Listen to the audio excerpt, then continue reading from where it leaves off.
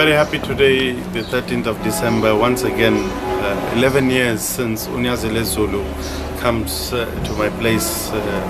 It's so important when we come together in oneness and togetherness. UNYAZI show us so much of love, and we go back a long way with Ebuhleni home, with Uting Olonkosazan, my Swami Sahajananda, and Uting Olonkosazan built the baptismal centers at Ebuhleni and Lesiwe. Those days, things were very hard, and Swami decided, no, we must build the baptismal centers. And every year we used to go to Hlangakazi Mountain with Uting Olonkosazan, and I continue this legacy with LWEZULU. UNYAZI has shown me so much of love. He's such a great personality, such a great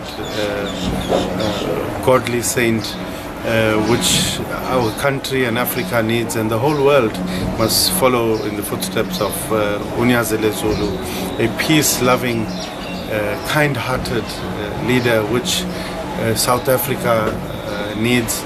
You see so much of intolerance happening all over, and when we look at Amanazareta, they have a major responsibility to unite people, to be together, because ultimately that's what Nazareth Baptist Church is about. I recall when I asked Uting Olonkosazan, what does this church stand for? And he said to me, the prophet Isaiah Shembe made it very clear that the wildlife, the land, Ezamvelo, and the girls and boys all must be in sync with each other, and people must live in harmony, protect the environment, the marine life, the wildlife, and the environment in general.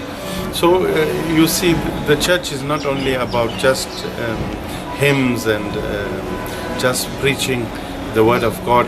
It's also about Ubuntu-ness, being there for others, and also UNYAZI is very clear and very strict that one should lead a proper life and must do things properly, and that's what LWEZULU is really teaching the world. We see so many big personalities, governments, various political parties, leaders, all are coming at the feet of LWEZULU. And one asks the question is, what is it that is there? It's like honey, uju, that everyone, all the bees from all over are flocking to this uju, which is the honey. And UNYAZI is that sweetness that resembles the goodness and also godliness.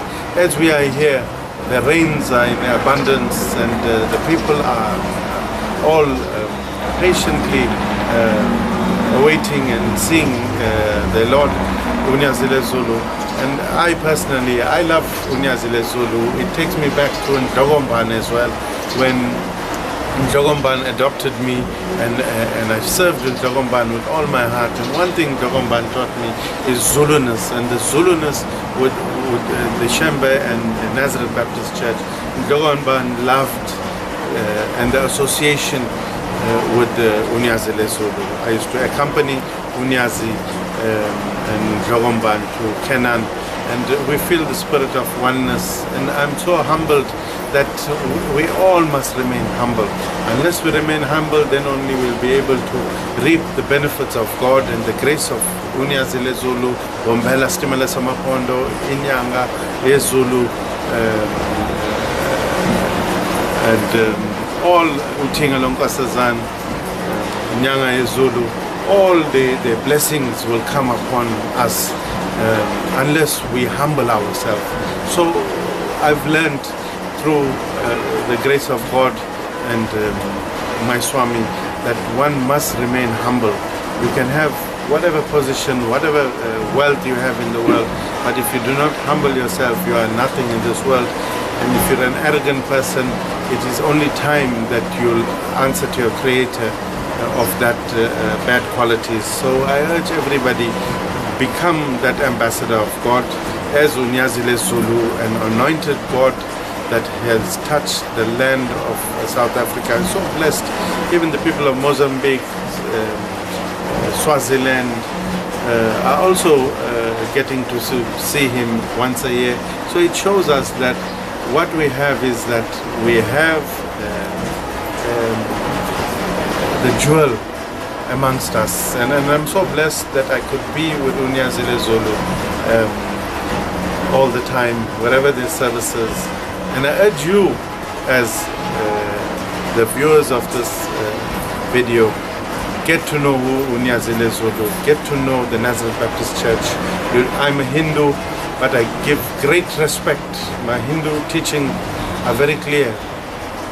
And my master said, serve, love, give, purify, meditate, realize, be good, do good, be kind, be compassionate. But all this, we give respect to UNYAZI and the highest salute